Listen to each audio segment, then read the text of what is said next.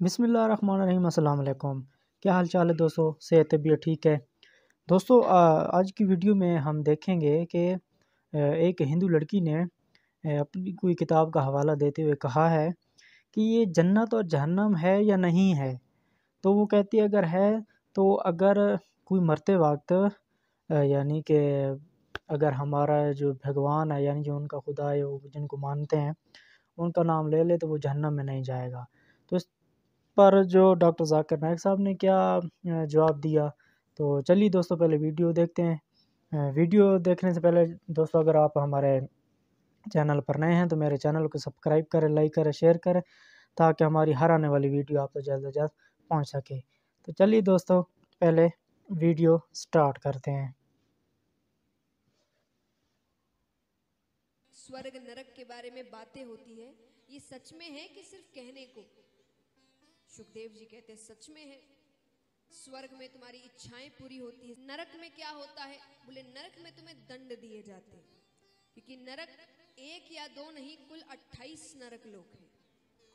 जैसे पाप करो वैसा दंड मिलता है। प्रभु, ऐसा हो सकता है कि जीव पाप भी करे और नरक भी ना जाए? एक तरीका है, सुनने में बहुत आसान, करना उतना ही कठिन। कौन सा तरीका? अंत समय में अगर मुख से भगवान का नाम ले ले तो वो व्यक्ति नरक नहीं जाता। मैं श्यामा मंडल प्राइमरी स्कूल का टीचर हूँ। मैं मालदा डिस्ट्रिक्ट से आया हूँ।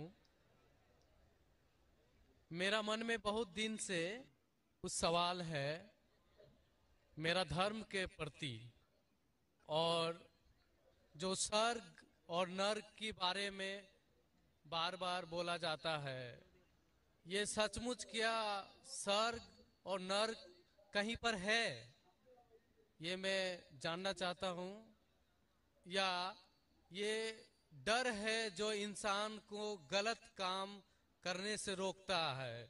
इसके बाद मूर्ति पूजा के कारण रामदेव बाबा जी बोलते हैं, श्री श्री रविशंकर भी बोलते हैं कि मूर्ति पूजा, जैसे कि जो मूर्ति है जो अपना कर्म किया है, पहले धर लीजिए कि हम लोग कृष्ण को मानते हैं, तो कृष्ण ने जितना कर्म किया है, अगर हम मूर्ति को देखते हैं तो उसको गुण जो है वो हमें याद आने लगता है।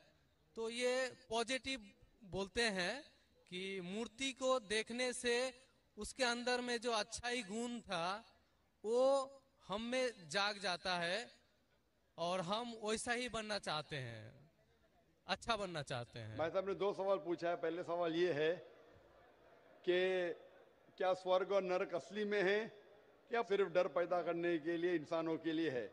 स्वर्ग और नरक असली है, जन्नत और जहन्नम असली है, और असली चीज भी डर पैदा करती है। जरूरी नहीं कि वो बनावटी होना चाहिए, असली है। और इसमें जो लोग गलत करेंगे वो नरक में जाएंगे, जो अच्छा काम करेंगे स्वर्ग में जाएंगे।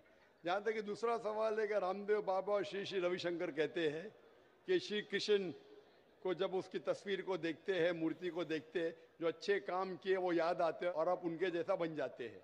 ये कह रहे श्री श्री रविशंकर और रामदेव बाबा। आप श्री श्री रविशंकर में मानेंगे या वेद में मानेंगे? वेद कहती है, यजुर्वेद चैप्टर नंबर 32 वर्ष नंबर 3, न तस्त्र प्रतिमा अस्ति, उस ईश्वर की प्रतिमा नहीं। लिखा है शतसहस्र उपनिषद में चैप्टर नंबर 4 श्लोक नंबर 19, न तस्य प्रतिमा अस्ति, उस ईश्वर की कोई प्रतिमा नहीं, कोई अक्ष नहीं, कोई फोटोग्राफ नहीं, कोई पेंटिंग नहीं, कोई पिक्चर नहीं, कोई आइडल नहीं, कोई स्टैच्यू नहीं। तो आप श्री श्री रविशंकर की बात मानेंगे या वेद की बात मानेंगे? अगर आप श्री श्री रविशंकर की बात मानते हैं और वेद की बात को छोड़ देते हैं तो आप श्री रविशंकर के चेले बनते हैं, लेकिन वेद के नहीं। मैं भी अगर कुछ कुरान के खिलाफ बात करूं तो मुझे छोड़ दीजिए। मैं हमेशा कुरान का हवाला देता हूं। कुरान अल्लाह की किताब है, तो कुरान का हवाला दे के कुरान की बात करता हूं तो मानो। अगर कुरान को मैं छोड़ दूंगा तो मेरी बात भी मत मानो। जो कुरान और सही हदीस के खिलाफ बात करता है, कितना भी बड़ा आलिम हो, उसकी बात मत मानो। उसी तरीके से मैं जो बात कर रहा हूं वेद की बात कर रहा हूं। तो अगर वेद की बात टकराती है श्री श्री रविशंकर से, रामदेव बाबा से, और मेरा डिबेट हो चुका है श्री श्री रविशंकर के साथ। मेरा डिबेट श्री श्री रविशंकर के साथ हो चुका है बेंगलोर के अंदर। और वो डिबेट देखिए आप, वो डिबेट का मौजूद था concept of God in Hinduism and Islam in the light of the scriptures. Means धर्म की जितनी किताबें हैं उनकी रोशनी में खुदा का क्या तस्वुर है इस्लाम और हिंदुइज्म में। और मैंने इतने हवाले दिया वेद के, हिंदू धर्म क्या कहता है। आप वो डिबेट देखिए और आप ही फैसला कीजिए कौन हक के ऊपर है। My name is Vanita and I'm working as a marketing executive. मुझे से पूछना था कि मैंने सुना है one of my Muslim friends से कि आफ्टर डेथ सारे मुस्लिम्स जो है वो हेवन में जाते हैं and whoever is non-Muslim will go to hell. So I wanted a clarification on this point. कि हर एक के आफ्टर डेथ जो डिसाइड होता है वो अपने कर्म पर होता है। तो मुझे इस बात के ऊपर क्लैरिफिकेशन चाहिए थे कि why all Muslim will go to heaven and non Muslim will go to hell if at all we do good deeds, like if non Muslim also does good deeds, why they will go to hell. बहन ने अच्छा सवाल पूछा है कि उनकी एक सहेली ने कहा कि मुसलमान आखिरत में जन्नत में जाएंगे, गैर मुस्लिम दोजख में जाएंगे। मुस्लिम मतलब वो जो अमन हासिल करता है, अल्लाह सुब्हानहू व तआला के अहकामात के मुताबिक चलता है, कुरान और सही हदीस पे अमल करता है, उसे कहते हैं सही मुस्लिम। ये बिल्कुल सही है कि जो अमली तौर पे सही मुसलमान है वो इंशाअल्लाह जन्नत में जाएगा। लेकिन आपका सवाल था कि जो गैर मुस्लिम अच्छे अमाल करते हैं वो क्यों नहीं जन्नत में जाएंगे। बहन, जन्नत में जाने के लिए 4 शराइत है। जब मैं मेरा 10th स्टैंडर्ड पास किया, मैं सेंट पीटर्स स्कूल से फारिग हूँ, जब मैं ICSE में था 10वीं में, मेरे एग्जामिनेशन में 6 कंपलसरी सब्जेक्ट्स थे।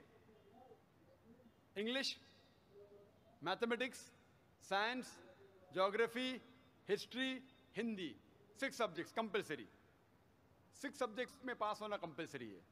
इसी तरीके से इंसान को जन्नत में जाने के लिए 4 शराइत है। ये लिखा है सूरह अल असर में, सूरा नंबर 103 आयत नंबर 1, 2, 3, जिसमें अल्लाह ताला फरमाते वल अस्र इन्नल इंसान लफी खुस्र इल्ला लज़ीना आमनू व आमिलु सॉलिहाती व तवासौ बिल हक़्क़ व तवासौ बिस सब्र। अल्लाह सुब्हानहू व तआला कसम खा रहे हैं वक्त की, असर की, बेशक इंसान खसारे में है। सिर्फ वो लोग जो 4 चीज़ में सफलता पाते हैं वो लोग खसारे में नहीं हैं। और ये 4 चीज़ें ईमान, अमल सॉलिहात, वतवासौ बिल हक़, वतवासौ बिस सब्र। जिस तरीके से मुझे 10th स्टैंडर्ड पास करने के लिए 6 सब्जेक्ट्स में पास होना कंपलसरी है। मिसाल के तौर पे अगर मुझे mathematics, English, history, geography, science में 99% मार्क्स मिलते हैं, 99%, और हिंदी में सिर्फ मुझे 10% मिलते हैं एंड पासिंग मार्क्स इज 40%। पास होने के लिए 40 मार्क्स की ज़रूरत है। अगर एक सब्जेक्ट में, हिंदी में, मुझे 10% मार्क्स मिलते हैं और बाकी 5 सब्जेक्ट में 99% मार्क्स मिलते हैं, क्या मैं 10th स्टैंडर्ड पास करूंगा कि नहीं? बहन, मैं आपसे पूछना चाहता हूं, क्या मैं 10th स्टैंडर्ड में सफलता पाऊंगा कि नहीं? एक सब्जेक्ट में 10%, बाकी 5 सब्जेक्ट्स में 99%, क्या मैं 10th स्टैंडर्ड पास करूंगा कि नहीं? नहीं। क्यों? क्योंकि मुझे हिंदी में 10% मार्क्स मिले, भले 99 मिले, बाकी 5 सब्जेक्ट हिंदी में 10 फेल। उसी तरीके से जन्नत में जाने के लिए सूरह अल असर के हिसाब से 4 चीजें जरूरी है। ईमान, अमल सॉलिहात, नेक अमाल जो आप कह रहे, वतवासौ बिल हक, लोगों को हक की तरफ बुलाना, वतवासौ बिस सब्र, लोगों को सब्र की तरफ बुलाना। 4 चीजें जरूरी है। एक भी चीज अगर इन चारों में से मिसिंग है, मौजूद नहीं है, अगर आप एक भी चीज में फेल होते हैं तो आप जन्नत में नहीं जा सकते। अगर आप कहते हैं कि आप अच्छे इंसान हैं, आमाल में आप बहुत अच्छे अमाल करते हैं, मान लो आपको 99 मार्क्स मिले अमाल में, 99, लेकिन ईमान में तो आप फेल है। आप ये नहीं मानते कि अल्लाह एक और मोहम्मद सल्लल्लाहु अलैहि वसल्लम आखिरी पैगंबर है, जो सारी मजहबी किताब में लिखा है। तो आप ईमान में फेल है, आप कितने भी नेक काम करो, 99% मिले, 100% मिले, बाकी 3 हिस्से में ईमान में लेकिन फेल हुए तो आप जन्नत में नहीं जाएंगे। इसी तरीके से अगर कोई इंसान नाम का मुसलमान है, नाम का मुसलमान है, अच्छे अमाल नहीं करता है, नेक अमाल नहीं करता है, वतवासौ बिल हक, दावत नहीं देता है, लोग को हक के राह पे नहीं बुलाता है, या लोग को सबर की तरफ नहीं बुलाता है, सिर्फ नाम का मुसलमान है, मोहम्मद, सुल्तान, जाकिर, अब्दुल्ला, तो वो जन्नत में नहीं जाएगा। उसे जन्नत में जाने के लिए ईमान, अमल सालेहात, वतवासौ बिल हक, वतवासौ बिस सब्र, चारों चीज की जरूरत है। इसीलिए आप अमाल कितने भी अच्छे, अगर ईमान नहीं है कि अल्लाह एक है और अल्लाह के अलावा किसी की इबादत नहीं करना चाहिए, और ईमान नहीं है कि मोहम्मद सल्लल्लाहु अलैहि वसल्लम आखिरी पैगंबर है, तो आप जन्नत में कभी भी नहीं जाएंगे। बहन, क्या आप मेरे जवाब से सहमत है? Yes.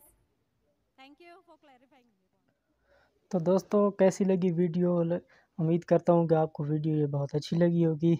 दोस्तों, कोई भी सवाल करता है, कितने कितने मुश्किल सवाल लेके आते हैं, लेकिन डॉक्टर जाकिर साहब जो हैं ये बहुत ही यानी कि अच्छा जवाब देते हैं, कुरान और हदीस के मुताबिक ये जवाब देते हैं।